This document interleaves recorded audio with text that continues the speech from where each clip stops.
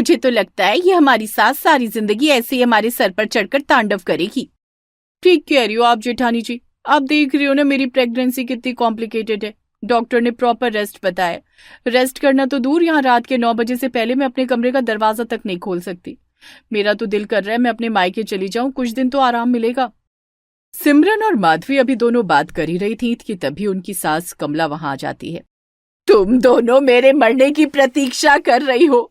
हाय भगवान, कैसी बहुएं दी है। मेरा तो मन कर रहा है मैं फांसी पे लटक जाऊं।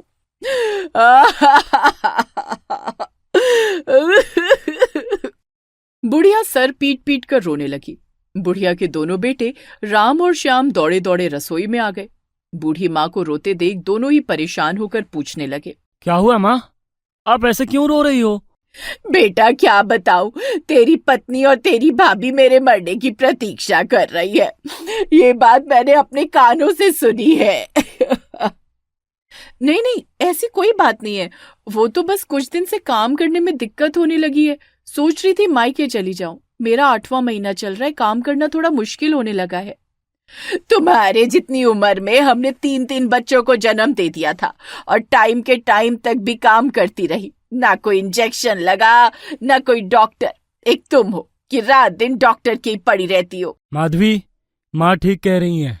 तुम कहीं नहीं जाओगी और यहीं रहकर भाभी की मदद करोगी रसोई में। अपने बेटे को ऐसे बोलते देख बुढ़िया के दिल को तसल्ली हो गई। उसने सर को पकड़ते हुए कहा, मेरे सर में बहुत दर्द हो रहा है, कोई तेल लगा के मालिश कर दे तो आराम मिल जाए। माँ, आप बाहर आओ, मैं आपके सर की मालिश कर देता हूँ। नहीं बेटा, तू बाजार जा और कुछ मिठाइयाँ और फल ले आ। आज तेरी बहन आ रही है।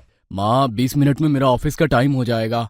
बाजार से सामान सिमरन ले आएगी। सिमरन को मोल भाव का अंदाजा नहीं है। वो तो बैल है बैल, बस रसोई का काम ही कर सकती है। ना आज तक बच्चे को जन्म दिया, ना दुनियादारी सीख पाई। उसके हाथ में पैसा दे के मैं क्यों चोरों से मोर मरवाऊं? माँ, सिमरन सीधी है तो आप उसको बैल बोलती हो। माधवी तो पढ़ी लिखी समझदार है ना, और अब वो तो माँ भी बनने वाली है। फिर आप माधवी को क्यों रात दिन सुनाती रहती हो? किसी एक बहू को तो अच्छा कह दीजिए। दोनों बहुएं रात दिन आपकी इस घर की सेवा में लगी रहती हैं, आप फिर भी दिन रात उनको ताने मारती हैं। हाय भगवान, अब तो बेटा भी जबान लड़ाने लगा है। पहले तो बहुएं जीना दुश्वार करती थी, अब बेटा भी मेरा जिंदा होने से दुखी होने लगा है। माँ, ऐसा कुछ नहीं है, आप मेरी बात को समझने की कोशिश तो करो। तू उठ और दूर हो जा मेरी नजरों से। राम उठकर अपने कमरे में चला गया। उसको ऐसे दुखी होकर जाते देख सिमरन समझ गई फिर से दोनों माँ बेटों के बीच में कुछ हुआ है। वो भी राम के पीछे पीछे कमरे में आ गई। क्या हुआ, आप ऐसे परेशान क्यों लग रहे हैं? जी, माँ जी की बातों का बुरा मत मानिए, वो आपकी माँ है। सिमरन, माँ रात दिन तुमको जली कटी सुनाती है, तुम फिर भी माँ के बारे में इतना सोचती हो। इसमें माँ की कोई गलती नहीं है, मेरी ही है जो इस परिवार का नाम आगे नहीं बढ़ा पाई। एक बांझ औरत को जली कटी नहीं सुनने को मिलेगी तो किसको मिलेगी? सिमरन, तुम खुद के लिए ऐसे शब्द मत इस्तेमाल करो। भगवान ने चाहा तो एक दिन तुम भी माँ बनोगी। कुछ ही देर में राम और श्याम ऑफिस के लिए निकल गए। सिमरन और माधवी दोनों रसोई में तरह तरह के पकवान बनाने लगी। बैल बहू, ओ बैल बहू, जरा देख तो 11 बज गए हैं। मेरी बिटिया सोनिया ने कहा था वो 10 बजे तक घर आ जाएगी।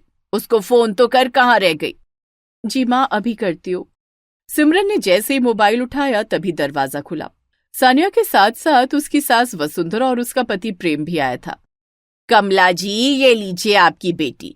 अब से ये हमारे घर में नहीं रह सकती। आपने इसको घर के तौर तरीके नहीं सिखाए क्या? बहन जी, आप कैसी बातें कर रही हैं? हमने अपनी बेटी को बिल्कुल अपने जैसे संस्कार दिए हैं। 50 साल हो गए इस घर में, आज तक घर को जोड़ कर रखा है। बेटी को ससुराल जाने से पहले कुछ सिखाया होता तो आज ये वापस इस घर में ना आती। खैर, आपकी बेटी है, आप संभालो, मुझे इसकी जैसी पत्नी नहीं चाहिए। प्रेम और वसुंधरा वहां से चले गए और सोनिया जोर जोर से रोने लगी। तू क्यों रोती है? तेरी माँ भी जिंदा है।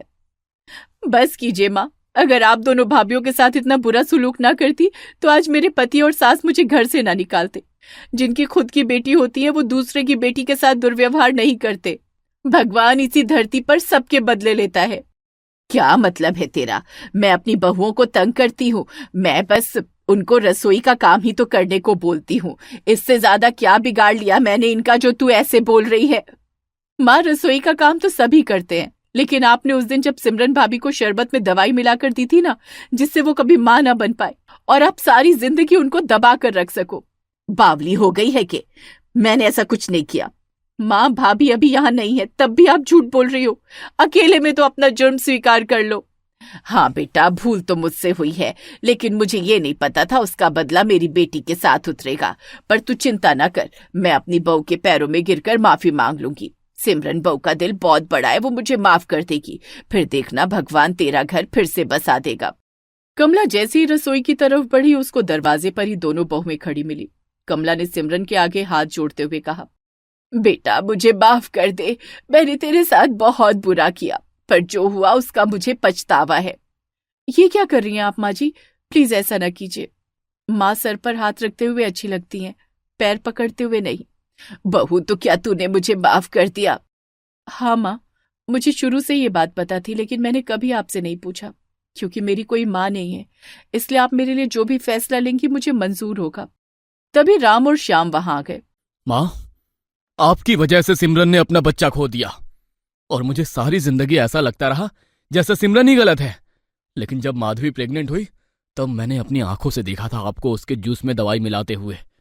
मैं उस दिन आपको बहुत कुछ सुना देता, शायद ये घर भी छोड़कर चला जाता, लेकिन तभी सिमरन वहां आ गई और उसने माधवी के जूस का गिलास आपसे लेके फेंक दिया। उसके बाद सिमरन माधवी की हर एक चीज को खुद बनाती थी।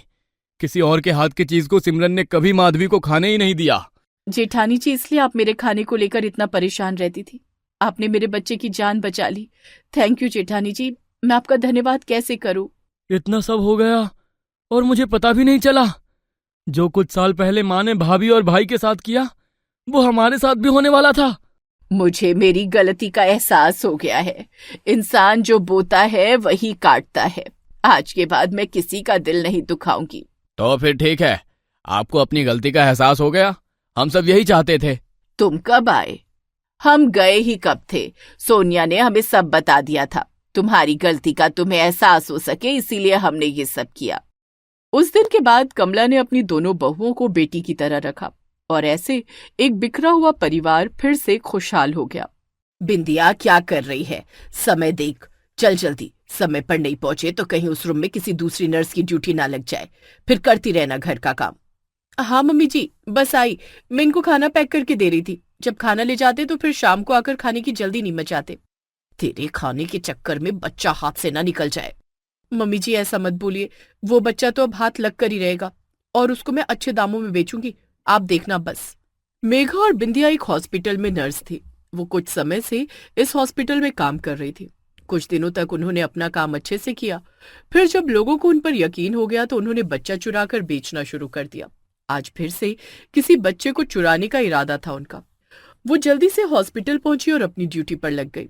मिस बिंदिया, ये लीजिए बच्चा, और कुछ ही देर में हम बच्चे की माँ को भी जनरल वार्ड में शिफ्ट कर देंगे। तब तक आप बच्चे की फैमिली को खुशखबरी सुना दो, वो लोग इंतजार कर रहे होंगे।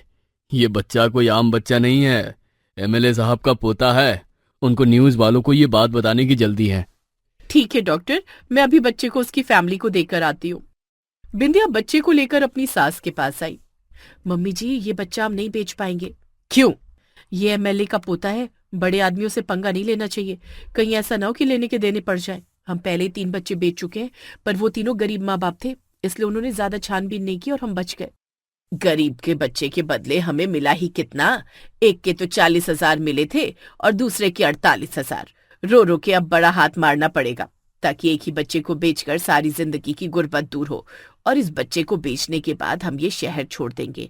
कार्रवाई हो भी गई तो कौन सा हमारा असली पहचान पत्र है हॉस्पिटल के पास? आईडी भी तो नकली है। मम्मी जी, आखिरी बार जिस हॉस्पिटल से बच्चा चुराया था वहां की पुलिस अभी भी ढूंढ रही है। पर आज तक ढूंढ नहीं पाई ना। तू ज्यादा मत सोच और धंधे पर ध्यान दे। हॉस्पिटल वालों को नहीं, एमएलए के परिवार के दिल में घुस जा। जवान नर्स को लोग ज्यादा पसंद करते हैं, वरना मैं चली जाती उनके पास। बिंदिया सास की बात सुनकर बच्चे के परिवार वालों के पास आई। ये लीजिए एमएलए साहब, आपका पोता। वाह, हमारा राजकुमार, आज हम बहुत खुश हैं। हम दादा बन गए।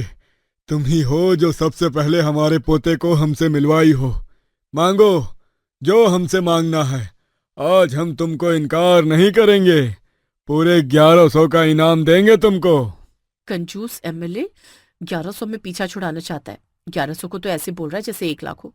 तू चिंता मत कर बूढ़े, तेरे पोते को पूरे 1.25 लाख में बेचूंगी।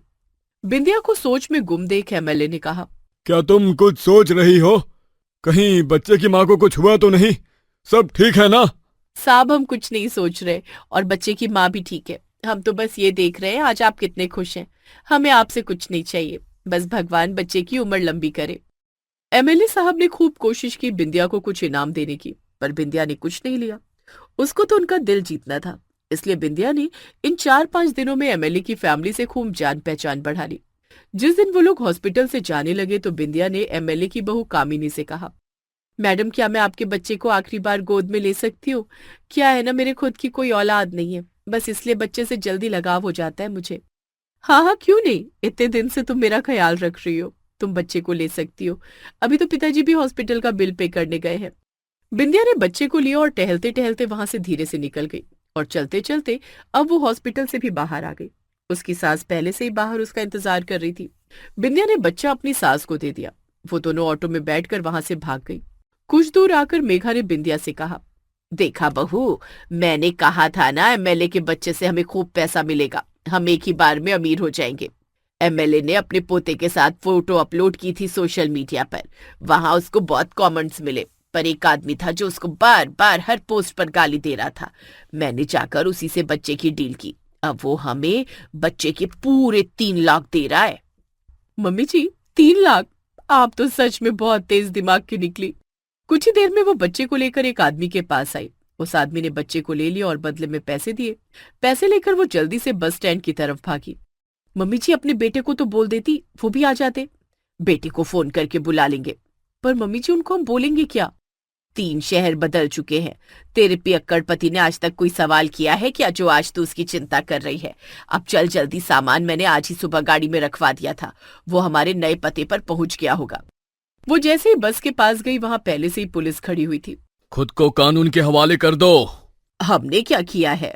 4 बच्चे इस शहर के हॉस्पिटल से चुराए, बाकी 7 2 अलग अलग शहरों से। और अपनी पहचान बदल के तुमको क्या लगा तुम पकड़ी नहीं जाओगी? मम्मी जी आज तक कभी नहीं पकड़े गए, फिर आज गलती कहाँ हुई? कहीं उस दिन कैमरे में रिकॉर्ड तो नहीं हो गया जब हम एमएलए का बच्चा चुराने के बारे में बात कर रहे थे? बावली है क्या तू? कैमरे से बचकर ही हमेशा करते हैं हम बताते हैं गलती कहाँ हुई है। जिस आदमी को तुमने एमएलए का बच्चा बेचा वही उनका सबसे बड़ा दुश्मन था। बच्चा गायब होने पर सबसे पहले उसके ही घर पर रेड पड़ी। तो तुम भी पकड़ी गई। और ऐसे उन दोनों के ज्यादा पैसे वाले लालच ने उनको पकड़वा ही दिया।